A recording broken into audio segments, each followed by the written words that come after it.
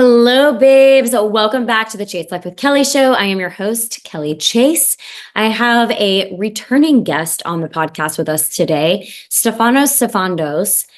He is excellent. I have been following his work for years. I mean, when I started to dive into the personal development space in end of 2017, beginning of 2018, I was introduced to his work through other coaches and healers and specialists. And first of all, his voice is just so soothing and very comforting. He alone makes you feel very emotionally safe. But he's returning because he is launching a program soon, and I've already, been going through it. It's just this work is so powerful, and it is such a deep dive that shifts everything for you, not just around intimate relationships, but every type of relationship. This type of work heals you for. Like, it prepares you for, it heals you, it prepares you for what's to come, and it opens your capacity to believe in more things that are aligned for you. It's just a beautiful thing. So I want to introduce Stefanos. He has experience spanning more than 20 years in the personal development and self-help space.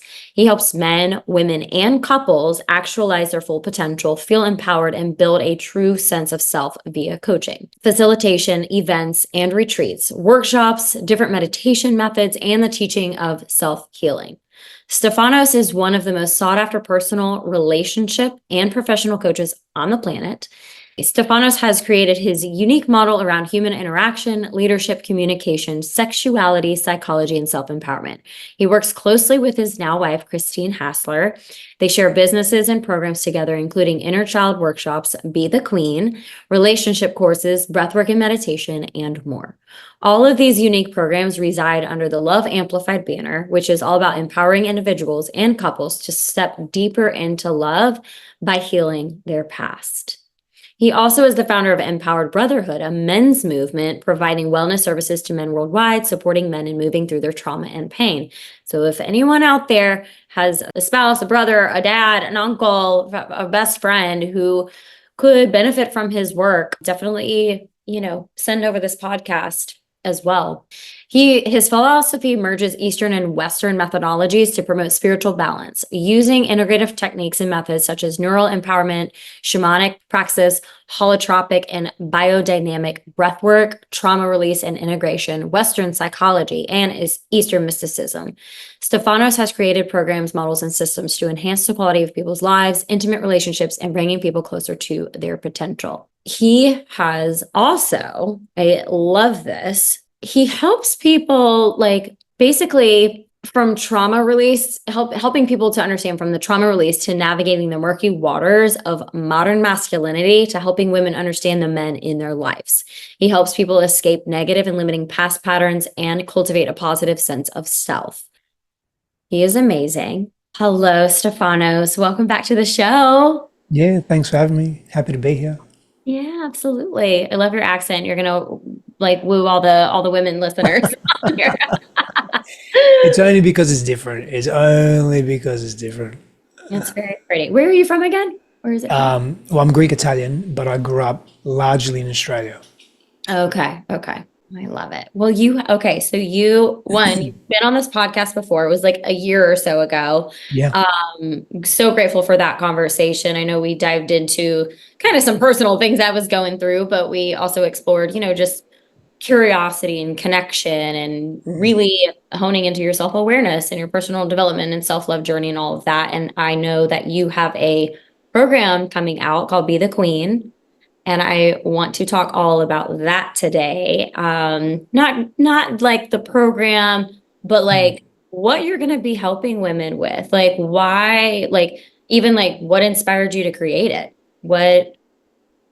How do you want to explain that? What motivated that?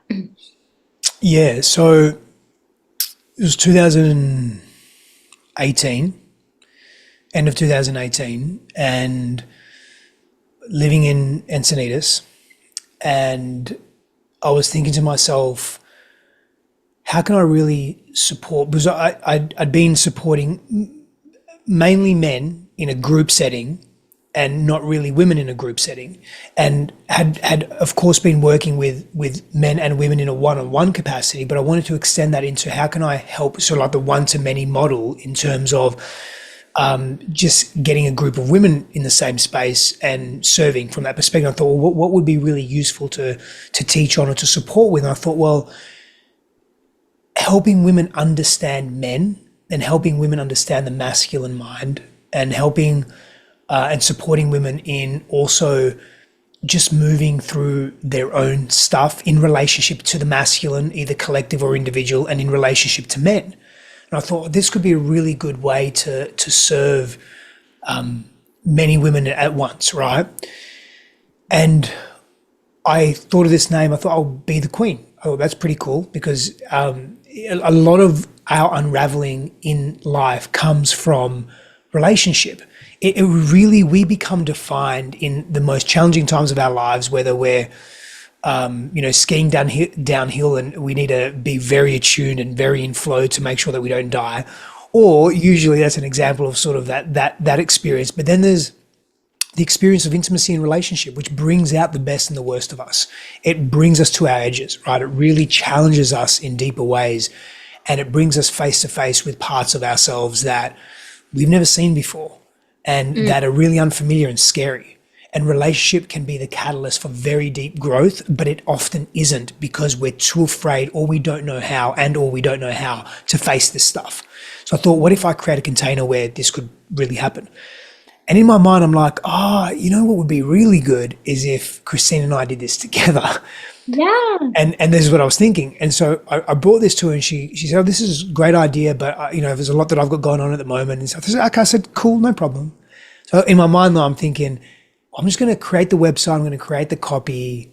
I'm going to then ask for her perspective, because she's a woman, like she's going to know, like, language wise as well, just resonance, and I'm going to build it all out. And then I'm going to just show Christine in hope that she would say, this is great, but let me make some adjustments here. And that's sort of what happened, right? So she got obsessed with it and went into it. And then we just co-created the program. And she, so much of the content now is really all of her, right? And that's just the truth of it, because it was so much about her, in terms of her journey. And her journey is so similar and akin to so many women's journeys when it comes to relationship to men and dating and intimacy. And my role in this is really holding a healthy masculine pillar, and also going about what I originally set out to do, which is helping women understand men in a deeper way, which really in turn is helping them understand themselves, right? Because we're all reflections of each other. Absolutely. And big part of our program is really inner healing, inner child work, going back to the core patterns that were developed from a very young age and observing how they play out in relationships over and over again, and then empowering each individual to do something different. And so that's sort of the origin story of Be the Queen. And then we launched our first program in 2019. Amazing. Okay. I love that. Yeah. So speaking of, you just mentioned inner child work. Can you, I guess, dive in, if people are not familiar with inner child work or don't know like what that means really, like, can you expand on what that could look like? What are you going to take them through, I guess, to help them? Yeah. So if I was to explain a little bit about inner child work first. And so as we're growing and developing as humans, and we're transitioning through various rites of passage, one of them being childhood to adulthood. You could say childhood to adolescence to adulthood. However, many traditions, the term teenager and adolescence is more of a new term in our human history. But however, let's just go through those three stages: childhood, adolescence, and adulthood. And of course, there are various levels and stages of childhood. During those periods of childhood specifically, especially up to the age of 7 or 8, 9 maybe, we're very hypnagogic in the sense that we're very self-referential, in the sense that we're absorbing so much of our world, and so much of our world is shaping who we are and how we see ourselves. It's shaping our self-worth. It's shaping how we give and receive love. It's shaping how we think and feel about ourselves. It's forming our belief systems that then form and forge our confidence and self-esteem in the world, and how we choose to be with conflict and challenge. And it's shaping our nervous systems, and it's shaping our attachment and our reactive patterns. And so much of who we are as adults is a result and byproduct of what we experience growing up, number one, and number two, what we made those experiences mean, because we are exceptional meaning-making machines as adults, as people, I should say.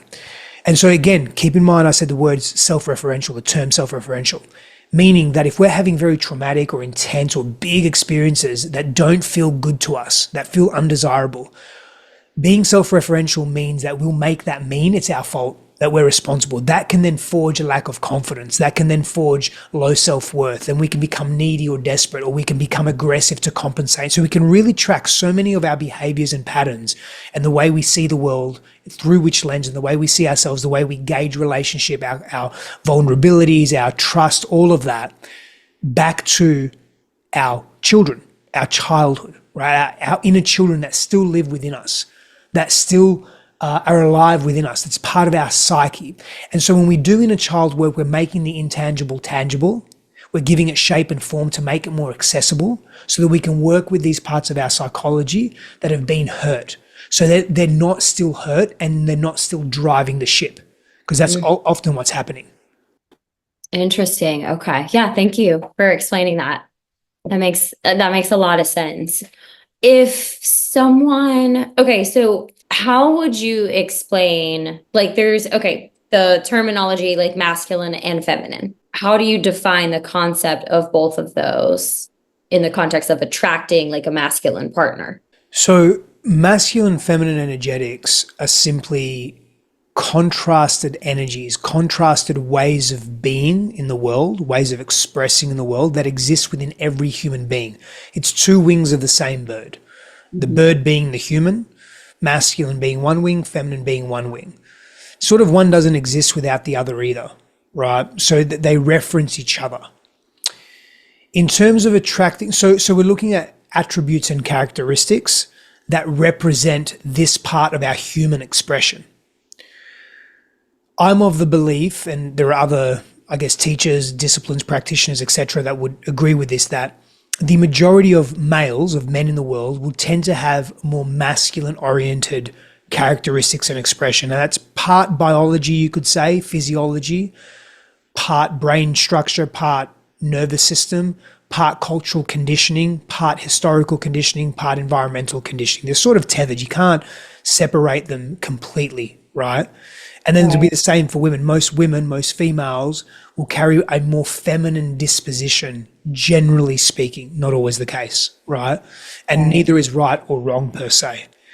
And so if we understand that, and we understand that that's how we can relate from that place, and I'll give you a simple example in a moment that's more tangible, it can be very helpful for us. So for example, there's doing and being energies that are contrasted energies as well. Doing is more associated with the masculine energetic, being is more associated with feminine. There's passive and there's active. Passive is more feminine, active is more masculine. One is not hierarchically better than the other, by the way, either. There's yin yang, same thing, right? And so if, for example, in my life, all I'm doing is doing, there's a lot of activity, there's a lot of action, there's a lot of goal orientation, there's a lot of objective orientation, there's a lot of achievement, there's a lot of pursuit, right? At the expense of self-care, of being, of slowing down, of being in presence, right? I may find myself imbalanced within. I may find myself not feeling very grounded and connected. I may find myself erratic and restless. That's not a desirable place to be. There's something that's happening within me that I'm not allowing for all of myself to be more expressed in the world, and it's coming at a cost and an expense. Mm-hmm. That to me can be problematic, right? So that's an example of masculine, feminine. When a woman says, I want a masculine man, or a man says, I want a feminine woman, you can make some assumptions about what that means, but ultimately that individual needs to help define it for the individual making that statement needs to say, this is what I mean by a feminine woman, or this is what I mean by a masculine man. Mm. You again, you can make some pretty general assumptions that are going to be fairly accurate, but that foundation that I've just sort of shared with you should really be the foundation of how we begin to see the world, and then we decide for ourselves what feels masculine and what feels feminine. Some people will say stop using masculine feminine terminology because it's outdated or it's gender biased. I disagree with that. I think we need to I move. Yeah, we need to move a little bit beyond our sensitivities yeah. and just embrace it. It's not a bias. It's not a discrimination. It's not demonizing differences. The issue is that in our world, we've valued masculine expression more than we have feminine. And look what's happened as a result when you just look at the collective as a result, right? Now, there's many beautiful things that happen on this planet. There's also many distortions and many challenges and friction points that we've found. And part of that is because we've prioritized one way of being over the other. And because there's an association of men and males with that, we've also bucketed men in that masculinity. And that's where part of the energy or the essence of toxic masculinity has come from. Remember what I said, two wings of the same bird. Toxic masculinity can't actually exist without toxic femininity. And toxic masculinity can't actually exist without healthy masculinity. So if healthy masculinity exists or toxic masculinity exists, that means healthy masculinity exists. And so not all masculinity is toxic, like not all femininity is toxic. But what we're just speaking to is unhealthy and healthy expressions of each, and have we got greater harmony in how we're expressing in the world with that? Can you give an example of toxic masculinity and healthy masculinity? Like Yeah, what toxic masculinity is going to be oppressive. It's going to be controlling. It's going to be subjugating. It's going to be forceful. It's going to be violent. Does that mean that femininity can't be violent? No, absolutely it can. It's just it expresses slightly differently from the feminine energetic, right? Healthy masculinity is going to be leading with with a greater sense of justice, leading with greater equity. It's going to be making decisions whilst also consulting one's counsel. That doesn't mean it's necessarily more, I mean, I would say it's more inclusive, but healthy anything is going to actually include not only the energetic that it's coming from, but it's going to also consider the other energetic. So inclusivity could be considered a feminine energetic or a feminine attribute. So healthy masculinity is going to also include healthy femininity and vice versa as well. Yeah.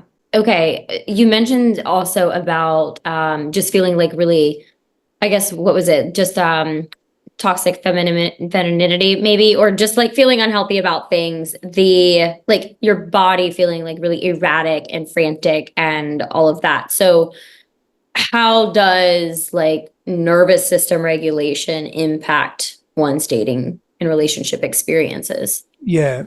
If you have a healthy nervous system where you're not hypervigilant, where you're not in an overly activated sympathetic nervous system response, you're not going to be reactive, you're not going to be living in hypervigilance, and you're not going to be protective and defensive, or you're not going to be hyper in that posturing. So when it comes to dating, you're more open, you trust more, you speak your truth in greater capacity. Your attachment is healthier as well. So possibly you're less needy, you're less confused, you're less avoidant. You're more in a well-regulated, well-balanced, internally well-balanced posturing. And so you're able to see more of what the person offers and more what the relationship can offer, as opposed to looking for what's wrong with the relationship. When we have a regulated nervous system, we can deal with conflict in greater capacity as well. So instead of being immediately reactive, we can pause, we can breathe, we can slow down, we can get curious, compassionate, empathetic, and non-judgmental. And when we ask questions from that place, when we engage from that place and communicate from that place, we're not perpetuating trauma.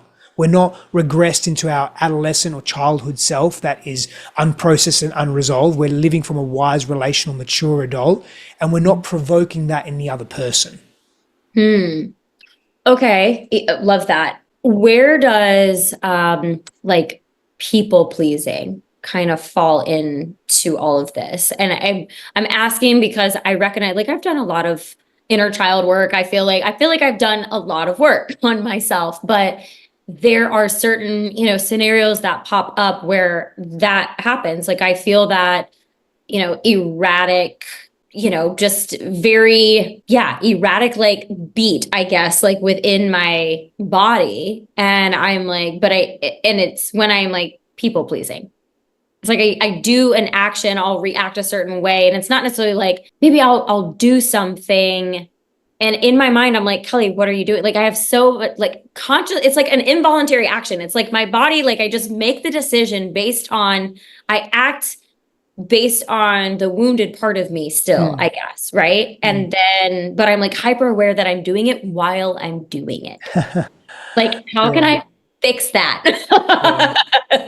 So, understanding and awareness is key, is one of many keys to healing and changing our relationship to patterns that no longer serve us. And so my initial question to you would be, let's think less masculine, feminine, because that to me is more of an extension of resolved and or unresolved trauma or circumstances that we grow through that then forge how we are relationally intimate with others as we become adults. Right. But I would say to you that people-pleasing tendency, you seem to have an understanding of it. You seem to be connected to it. Where do you feel that was forged, and where was that most prevalent growing up? I.e., was it with your father? Was it with your mother? Or was it with dad? Like you had this need to just make sure dad's okay, or to please dad, or to make him happy, or was it with mum, or what was that? Probably a little bit of both. Okay, cool. Achiever, child, that kind of thing, Yeah. So I think you have enough of a grasp on it.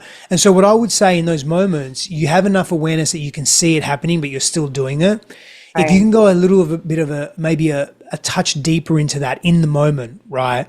And so that would entail and require a couple of things on your end. It would, for all of us, right? It requires going into our bodies and noticing what's the thing that happens before the behavior actually happens. So before the people pleasing takes place, what's the thing that happens in my body? Is it a tightness in my chest? Is it like something that happens in my stomach? That's a cue. So whatever that is for you, and it could be a combination of things. It could be sweaty palms. It could be blinking quite rapidly. It could be doing something with your neck and your head. Notice whatever that thing is. Then that becomes your cue. It's your precursor for the behavior. Now, when you catch the somatic cue, that's when you slow down and pause, put a hand on your chest and a hand on your belly. This is an interruption now. This is a pattern interruption, but it's also a soothing technique. Skin to skin ideally, so underneath your shirt if you can, if it's possible in the moment, right? Because this is the nurturance canal here. And when you're putting gentle touch on the nurturance canal, you're talking about regulation, you're letting your body know that it's safe, that you're safe, and you're moving into more of a parasympathetic. Now, from that place, you're more conscious, you're more aware, you're more logical, you're more rational, you're more observant, you're more connected to yourself, you're more curious, you feel safer, okay? Right. You feel safer in your world, safer in your environment, safer in your body, safer in all of it. That's the first thing. So you get yourself to that regulated place. Then recognize, I'm projecting here. Maybe I'm projecting my mum and dad onto this person, or maybe I'm just projecting my dad. And then you visualize your wise, relational, mature adult stepping in and saying, we don't need a people please right now. That's an old tendency. That was then, this is now, this is a different situation. I'm safe. I can be me. I can be more of me. I don't need a people please. I don't need to make this person excessively happy. I can be more of me here. And that's a sort of longer way of saying it, but you can also say, I am me and you are you. Mm-hmm. That. And repeat that. I am me, you're you. So you're not, because people pleasing is like there's an enmeshment and an entanglement that comes with that. Yeah. I am me, creating separation. You are you. And you do that enough times, you start to break the pattern. And of course, you're also working on it outside of acute situations such as that. Like you're more active with it. Remember, I completely believe that you've done a lot of work on this. And what happens often is when we do a lot of work, we open doors. Yeah. And what happens is when we open a door, we're often opening doors to rooms that have more doors. So you're opening more doors. So don't think that you're not doing the work. You are. It's just that because you're doing deeper work, you're opening more doors. I see. Aha. So because that's a trick of the ego. It's the ego that says, but I've done so much work on this, I don't need to do any more. And we actually do because we've done so much work. You should know by now, right? You shoot yourself to death. That's true. I should know better. And then there's shame and guilt and all the things. Okay. Okay. Yeah. I just didn't know if like people pleasing, like because of those wounds, how that would play a part like in the toxic like masculinity or femininity in a sense of like Yeah, I mean, because people pleasing is generally going to be under the category of unhealthy femininity or unhealthy feminine expression. Yeah. got it. Okay. Okay. Um, so with all of that being said, there's a lot of women that have, the complex of, am I being too much? And that's almost like that wounded, in a sense, like the people pleasing, like, well, maybe I'll dim myself to like please someone else. So why do you think a woman is actually never too much in her masculine? And what is really going on when she appears to be acting masculine? Um, and with that being said, why do they have that too much? Like I'm being too much. The feeling of being too much, particularly as that lives in women, usually stems from an environment where that woman, that little girl grew up in, where her voice was stunted, Mm. where she, as a person, her expression was dimmed. Her light was dimmed. She was literally told you're too much, or she was shown that she's too much, or there wasn't space for her voice at the family table, as an example. Maybe she was the youngest of four or something, as an example. Or maybe she had a misogynistic father, or maybe she didn't even have a father that was available and he had left, and mum had partners coming in and out of the relationship, and mum prioritized that and didn't prioritize her, and the little girl grew up with a narcissistic parent or parents. And I'm giving you some examples of many, right? Yeah. Or something to do with school, where she was maybe bullied for just being herself and being and loving life, and that was teased, and that was not really welcomed, and maybe her gifts were not even welcomed, maybe her gifts weren't nurtured, and so that Mm. sense of too much can come from that place. You asked another couple of questions. Maybe you want to say something else to that before you go back to the other question. Yeah. Well, yeah. Well, no, I think that just explained, like, obviously to our listeners that don't know, like, maybe where that comes from, that feeling of like, I don't want to be too much, or am I being too much? Like, am I going to scare some off because I'm too much or whatever, and just helping them identify, it is rooted in some former thing, usually from childhood, as to why they feel that way or think that way or believe that way or have that story about themselves. And it is a story, right? And so the other part to that is that story that they have about themselves. Remember what we said about beliefs being formed from an early age and forged within ourselves. So if you have a story or a belief that you're too much, you won't bring the full essence of yourself in relationship. And so Right. you'll then attract what's familiar. And you'll attract partners that are familiar to the people that once were in your life where that belief was forged of I'm not enough, that will suppress that belief. So you won't be happy. They will suppress you as a person, I should say. So you won't Right. be happy in the relationship, but you feel safe at the same time because it's familiar. It's familiar to be with someone that doesn't trust you, that doesn't appreciate you, that doesn't love you, that doesn't allow your gifts to be nurtured, that doesn't appreciate you, that doesn't even want you to be in your voice and in your power because it's all about them. You're going to attract that narcissistic personality, right? That higher narcissistic personality. And that's because, or that higher self-absorbed personality, that's because that's what you're accustomed to. But that doesn't mean that that story is a story you need to live by for the rest of your life. You Mhm. can change that, and you can begin by surrounding yourself with people that can meet you with compassion and non-judgment, that meet you with curiosity, that are genuinely interested in your life. And that begins with friendships. Friendships can be a beautiful gateway to learning more about ourselves and becoming more intimate in healthy ways with ourselves, with our friends, and then ultimately, or eventually maybe with partners and lovers. I love that. Yeah, thanks for explaining that. Okay, so pivoting kind of more so back to the masculine and feminine energy. Like obviously there's a lot of women. I mean, I feel like a lot. I'm very much in my masculine, and if I had a boyfriend, I would love for him to be on the couch and just like me just cuddle and like fall into my feminine energy. Like I want to be able to separate the two. Um there was a question of like, why do you think a woman is never too much in her masculine? Like, because I think that I mean, I've probably had the idea of like, wow, I'm working so much. I'm too in my masculine, like no one's gonna be able to tame me kind of thing. Mm. So is that like, why do you think that there's never too much masculine? Or do you? Does there have to be a balance of both? Well, there doesn't have to be a balance of anything, but when you look at nature, nature usually functions in homeostasis, or it Mhm. adapts to its environment. So if you look at the temperate world, and we're not talking about extremes such as the desert or high alpine desert or 15,000 feet into the above sea level, we're talking just temperate environments. Everything functions best in homeostasis, meaning that the old three bears and Goldilocks story, not too little, not too much, just right, not too hot, not too cold, just right.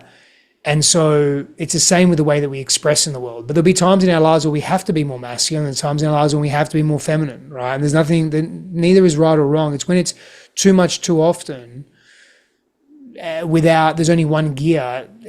I just don't think that we're tapping into the fullness of our expression in that way. Now, Okay. we can adapt, of course, like a cactus can adapt. The rare flower that grows at 20,000 feet can adapt, but that's not the norm. And Right. so I don't think, if I'm understanding correctly, what you're sharing is that no one's saying to you, "Hey, you're too much in your masculine." Well, that's not my experience of the world is, women will come to me and say, I'm often getting other men say, or even other women say to me, "Oh, I'm too much in my masculine." Hmm. And so you can be too much in your feminine, I guess, and you can be too much in your masculine. But usually when someone's saying that, their perception is either distorted and or it's usually a blend of both, or they are really speaking to, hey, you're unhealthily expressing right now. It feels a little extreme or it's a little too much. But just because you're prioritizing and focused on your work, your mission, your vocation, your purpose, that doesn't mean you're too much in your masculine. It may mean that you seem to be presenting a great deal in your masculine, but too much in your masculine is inferring that you're not enough in something else. Okay. Only inferring, but it's not necessarily, that's not like a Someone's true. opinion or perspective. Like, what do you think of yourself? I'll just ask you, what do you think of, do you think you're too much in your masculine energetic? And there's no right or wrong. Like, if you say, yes, I am, it doesn't mean you're wrong or you're doing something wrong. Right, right. Well, there are times when I guess again, because I'm just hyper aware of what I'm doing, like I know if I really sat down, I could be like, well, maybe I am doing so much because I am essentially avoiding something. Great. So It's a great observation. yeah, like that's the only time I think it's like I'm too much in my masculine, and I have that story because I'm like, well, yeah, because if I am not doing this, then I have to face that. And I don't want to face that. Yeah. So beautifully put. And so just objectively speaking, as objectively as I can, if that's a truth for you and you're making just a realistic sound observation, then maybe the beautiful opportunity you have is to actually slow down, do less, face the thing that you know what it is that you're avoiding, and be with that thing more and be present to that thing more and watch how life changes if it does. Yeah. It's all an experiment, Kelly. I Yeah. mean, all of fucking life is an experiment. Like, we don't know. Anything I'm saying here, don't. No, I advise no one to take for gospel or absolute hard truth, right? It's all an experiment. That's We're all just here living in the fucking matrix, trying to figure it out. Sometimes we think we've got it figured out and we do, and sometimes we think we've got it figured out and we don't, and sometimes we don't have it figured out but we actually do, and sometimes we don't have it figured out and we really don't. It's all an experiment. You just gotta float, like, look at your life. I say this, I say play opposite day often with yourself. Mhm. So if you're doing something or you're in an energetic or an expression a little too often, you're noticing that, great, be in it less. And you Right. don't have to slingshot in extremes, just play with things. Maybe you do slingshot with it in extremes. Just, it's all an experiment. Yeah. Yeah. No, I love that. I love that. I always am like, what works for me may not work for you, and what works for you may not work for me. So the experimenting, like when I was going through health coaching school 11 years ago, that was something, they wanted us to try Yeah. eat like diet, Yeah. They were like, because that diet, like Atkins diet, right? It like worked for that person and it's worked for a lot of people, but there are some people it didn't work for. So they wanted us to try just to see like what the bio individuality was for us specifically. And then I discovered what I really liked, and that's how I eat now, then Yeah. it's not a diet, it's just my lifestyle. Your lifestyle. I Yeah. would say the caveat to everything I've just shared is you have to be, this may sound like a oxymoron, but you have to be compassionately, brutally honest with yourself. Yeah. And if you cannot, find someone or a group of people that can be honest with you. Because Mm. if you cannot be honest with yourself, the experiment of life won't work. Yeah, I love that. I love that. Okay. What what are some key like principles or practices that you teach women how to help them connect more deeply with their feminine energy? Yeah, we go deep into this in Be the Queen, actually, Okay. really deep. But something that you can do immediately, and this is for every human, is create space in your day, in your week, in your month, just in your life. Create space in your life to just be. Meaning, what does that tangibly look like? You may actually create space in your calendar where you just say free time or space or no booking or whatever it is. And you wake up that day or that morning or that 2 hour block that you have or three, whatever it may be for you, where you have no idea what you're doing. Don't fill it up with anything. Don't book it. When it hits 2 o'clock, when it hits 8 o'clock, sit with yourself and think, what would I like to do right now? Do I want to lay here? Do I want to go back to bed? Do I want to work on my book? Do I actually want to do some work? Whatever it is, but just create space for you to be spontaneous in the moment with that time that you have. And all of it, again, all of it, I said all of it's an experiment and all of it's an oxymoron. Like all Mm-hmm. of it's a paradox. Time, if we were to assign characteristic to time or definition to time, time is in the domain, space and time is in the domain of masculine, right? So when we think about, and a beautiful analogy that's often used when it comes to masculine and feminine polarity and dynamics is that the masculine is the riverbank and the feminine is the water flowing. And the masculine is the containment and the container, and the feminine is what is wild and free and uncontained, but also contained at the same time because it's allowing herself to be that. It's just, one doesn't exist without the other. Two wings of the same bird. So whilst you're in this feminine expression or exploration, right, you're still in the container of the masculine with that as well.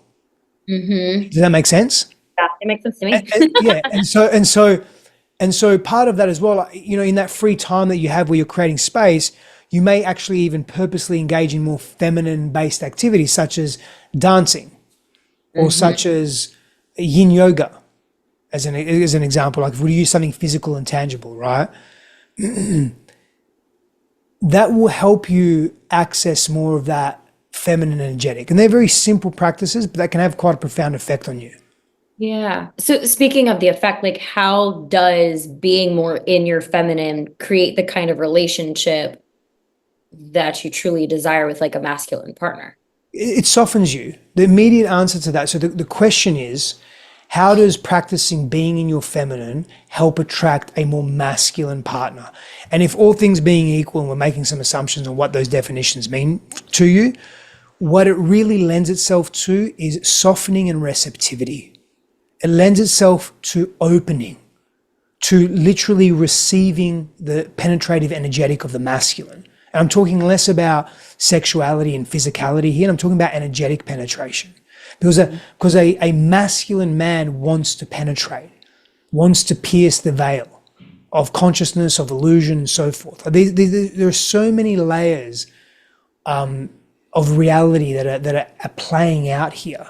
And so when you're practicing as a woman being in your feminine, you're practicing deeper levels of trust. All of that opens your heart to more nurturance, more care, more presence in the moment, more astute awareness of what's happening in the moment, more clairvoyance and intuition. all of that is beautifully attractive to a masculine man. Mm-hmm. Hmm. Could a woman argue and say, like, okay, well, I'm never around men. Like, how am I supposed to attract my person? Give me an example. Let's say they did like they're softening, right? Like they do all the things. They do the yoga, they do the dancing and stuff, but like let's say they're online dating. How does that transfer through an app? Oh, easily. Well, Right. firstly, whenever you're online dating, and there's nothing wrong with online dating, and the statistics show that 60, I think 65 to 70% of the way couples meet is through online dating, which is a phenomenal statistics because it wasn't that much that long ago at Right. all. It was zero not that long ago. So firstly, if you're online dating, you want to get offline as quickly as possible. And again, in Be the Queen, we go into deeper detail as to how to do that and what the process actually is. But you want to get offline as soon as possible. You want to be able to smell that person. You want to be in their presence. You want to feel them. You want your nervous system to interact with their nervous system. You want to know what they're about. So communicate online for a very short period of time, get offline as quickly as possible. That's the goal, right? At least the immediate objective with online dating. So I'm not against online dating, it's just got to be done in a particular way. In terms of how does that transfer to online dating, is when you're in that energetic, you're communicating from that place, you're living from that place. People can feel that, especially people that are aware. And so you're not wanting to attract everyone. You're not wanting to attract 1,001 or 1,000,001 or 10 million different men. You're wanting to attract one. Right. And so the person that is attuned to that level of energetic will notice that through the way you describe your profile on online dating, through the way that you communicate and connect and speak, through the types of photos that you're taking, through the activities that you're showing yourself do, because that's what you value. They're going to feel that and they're going to put together the puzzle piece of you at some capacity, at least initially, right? So it absolutely translates through different mediums of communication, whether it's a digital screen or whether it's in person. But again, and be very clear, online, take it offline as quickly as possible. Mm-hmm. Yeah, I agree. Totally agree with that. Okay. Piggybacking off of that conversation about just how someone like deepens into their feminine energy, when you encourage women to cultivate self-love, is it similar practices? Probably yes, and not really. It's Okay. different. It's a little deeper. If someone's coming to me, and even with our Be the Queen program, when there are women that have been really hurt by men, and sometimes that hurt goes back a really long way to childhood, from the father, from a grandfather, from teachers, from just feeling unsafe in the world. When someone comes with very low self-love, it's usually linked to low self-worth, and often that low self-worth has been ruptured by an experience or a series of events, acute or chronic trauma. And so that the work in healing that self-love wound is a lot deeper. It's a little more just beyond, let me access an energetic that is a little challenging to access or I haven't accessed for a while. The journey into one's own vulnerability is deeper. And so what that looks like is there's more care, there's guidance there's support from obviously a facilitator, a guide, a coach, et cetera, the group. It's doing some deeper work with that little girl that lives within her, that it feels very fragile and very lost and unworthy to receive love, and finds it difficult to trust men and self and others, and even carries maybe a sister wound as well. And so the wounds generally around self-love are far deeper, and so we have to spend more caring, nurturing time with that. Interesting. Okay. Huh. Because I feel like some people could, I mean, and maybe they cross, Sure. some, but or like self-love work and like self-care, right? And so self-love just takes you really deep. Self-care could be going to yoga, like not going deep. It's just your self-care practices. So I think that's what I was like thinking when I'm like, granted, I've done a lot of self-love work in the sense that I have gone deep. I've done the breath work, I've done the inner child, the shadow work, all that stuff. But I feel like some people, when they think self-love too, they're not thinking that because maybe they're not even exposed to this type of these types of methods and ideas. They just think, Absolutely. oh yeah, self-love. Like I'm just getting a massage, or I'm just getting, like Yeah, doing. I would put that more into. Of course, it's linked. Like they're not untethered completely, but if I was to put it into a bucket, I'd put it. And there's a lot of nuance and grey area, but I'd put it more into the bucket of self care. But of course, to really engage in self care, you have to love yourself enough to engage in self care. And the reality is, most people don't engage in self care, and it's because they prioritize a whole bunch of other things over self care. And at some level, not completely, but that's linked to low self-worth or lower self-worth or lower self-love. Absolutely. Okay. Because like, how does mindset play in attracting the right partner? Like we're talking about energy, but like, where does the mindset kind of come into play here? Mindset is connected to beliefs. And if we remember what we spoke about earlier around our beliefs about the world, about ourselves, about relationships, about the things that matter most to us are forged from a very young age. If we've had negative experiences, dense experiences, traumatically eventful experiences, generally speaking, our beliefs and our mindset that is connected to our beliefs, our ability to execute well in life and to deserve and so forth, is going to be hindered. And so we have to do some work around beliefs. In fact, we have a whole process for identifying, dismantling, and reestablishing new beliefs in the Be the Queen program as well. But mindset and belief work does play an important part, as does somatic work, as does rewriting the stories of our lives, as does being in the presence of healthy, regulated individuals. One doesn't really take precedence over another. The world that we live in, though, because we live very neck up, generally speaking, we value masculine energetics more than feminine. We value intellectual endeavors and being book smart more than, say, somatic expression, somatic healing, like really understanding how the body communicates. We value the verbal communication more than the non-verbal communication, generally speaking, in our society. And I get why. It's not a criticism. And there's a lot of value in the somatic expression that's unspoken and often unseen, right? Because we're not taught and trained how to be with that. And so for us, it becomes really important to definitely look at belief systems and to also look at the holistic nature of us relationally with other people and also within ourselves. I love that. Gosh, this is gonna be good. I love it.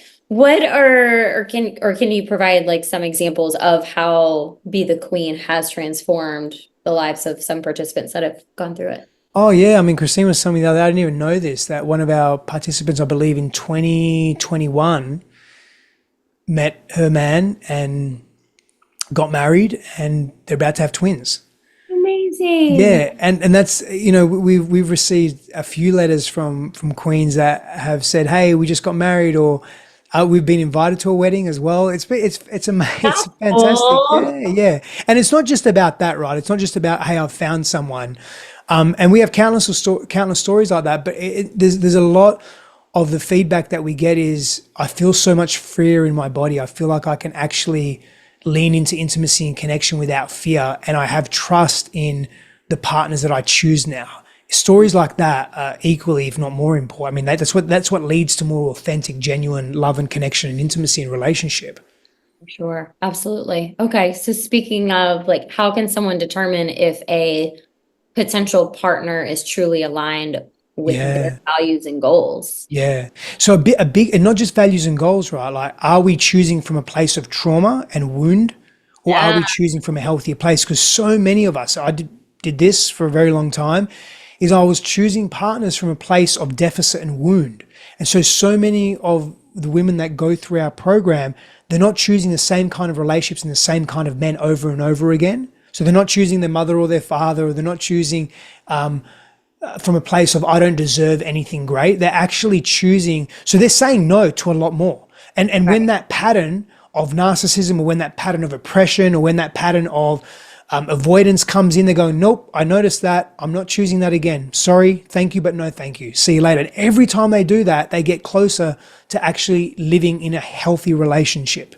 Do you think, well, this was explained to me one time, or commented, I guess, but they were like, when you start doing this work, it kind of does it reduces your pool Yep, of absolutely does. right. 100%. And she was like, Kelly, you were looking for the 1%. So do you feel like that ever, I guess, I don't know, makes women feel like there's less out there, like it's kind of like a disappointment, like, oh gosh, like I like there's even a smaller pool for me to choose from now. It's already hard. Like Yeah. does that ever That's a like very that's a very real concern. But as your self-worth increases, you realize that that small pool is actually better for you. It's less distraction, it's less busyness. It's very similar to an entrepreneur that is choosing their target market and they want to sell to everyone.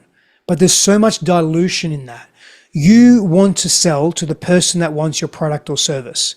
Instead of selling to a million people, you're actually better off selling to either a select few hundred or few thousand raving fans. And it's the same with relationship. You're better off reducing your pool to a quality pool of people, not because, but again, the come from really matters. Not because you're scared, not because you're wound up tight, but because not because you're too rigid in your checklist, and you've got a very rigid checklist, and if it doesn't meet this checklist, and we go through all this process in Be the Queen, where we move the checklist on, and we help you get really into a healthier relationship with that checklist, right? It's a whole process around that. Actually, it's a very experiential, pragmatic course. But you want to be able to reduce your pool from a place of worthiness, of self-worth and confidence within yourself and trust and knowing what you truly want, what you truly desire, and what you truly deserve. And from that empowered place, it's a very, very different choice than if it's coming from fear or contraction or rigidity. yeah, I love that.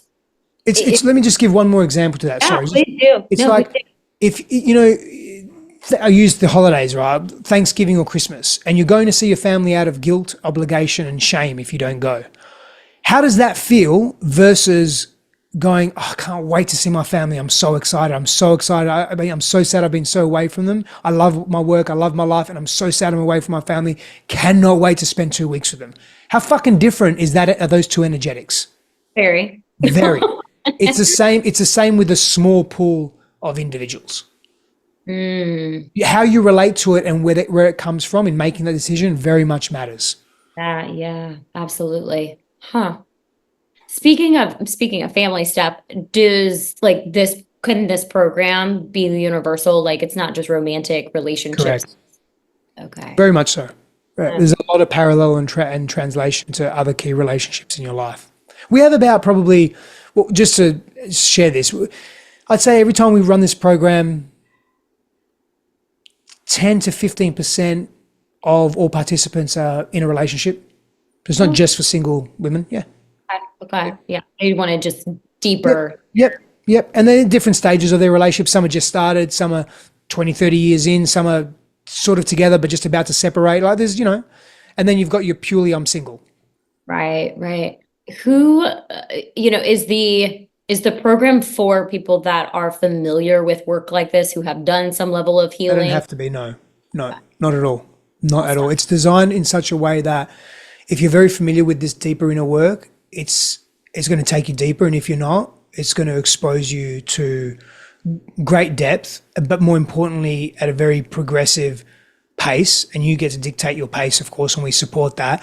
And you have access, once you're in, you have access, lifetime access to all the material. So you'll go through it at your own pace. You'll go through it in the right timing when your life needs it. And you can always repeat that as well.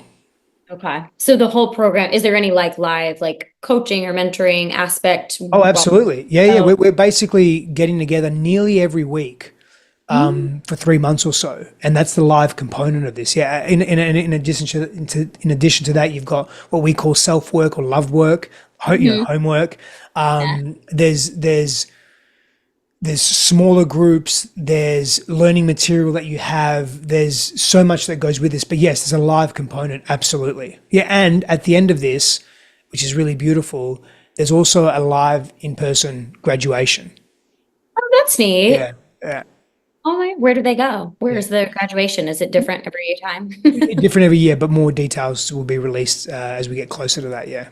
That's awesome. I didn't know that. So what do the like do you offer is you said something about them going through it at their own pace, but is it like for the live part you said about 3 months? So is that About like that. Yep.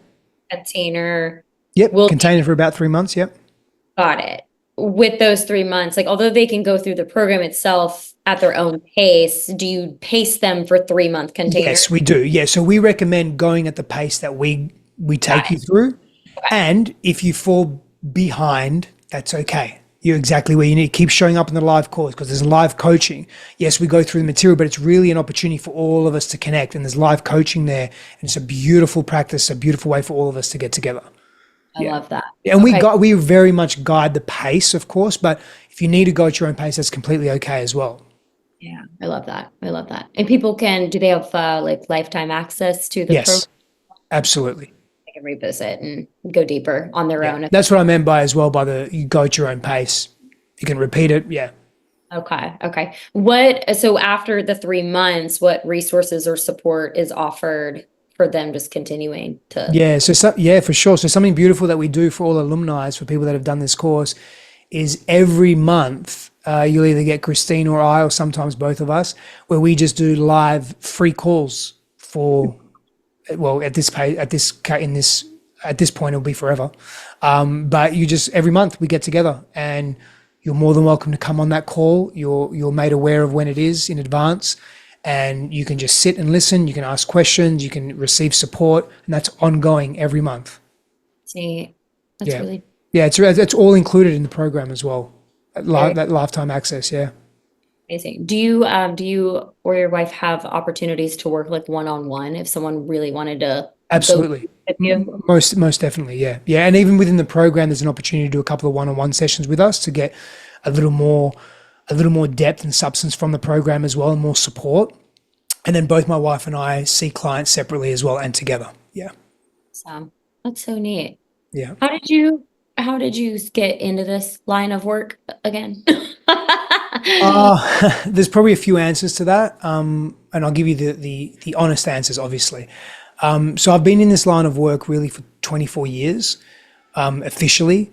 I started pretty young, and what really was the driver for that was unconsciously the way I was enmeshed with my mother and wanted to make sure that she was okay.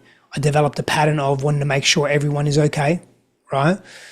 Also this urge to help others, very genuine urge as well. I wanted to be the United Nations Secretary General when I was very young. Because my perception was that, that they're going to save the world and help all the kids that are hurting, like I was a hurt little kid, right? And so there's that.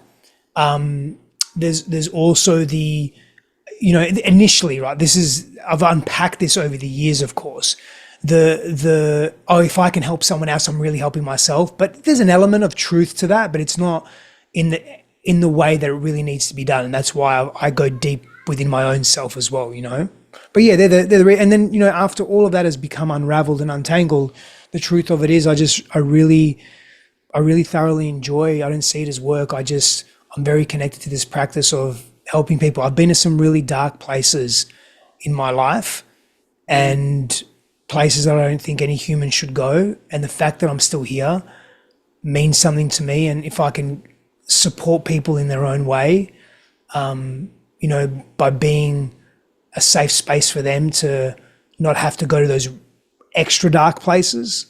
I believe, all of us have to touch the dark, and everyone's on their own journey in that. But to know that someone's there with them means a lot. It meant a lot to me. I had people as well. I wasn't completely alone. There were times where I was really alone, and that was really, to be honest, that was me forcing that. I pushed people away.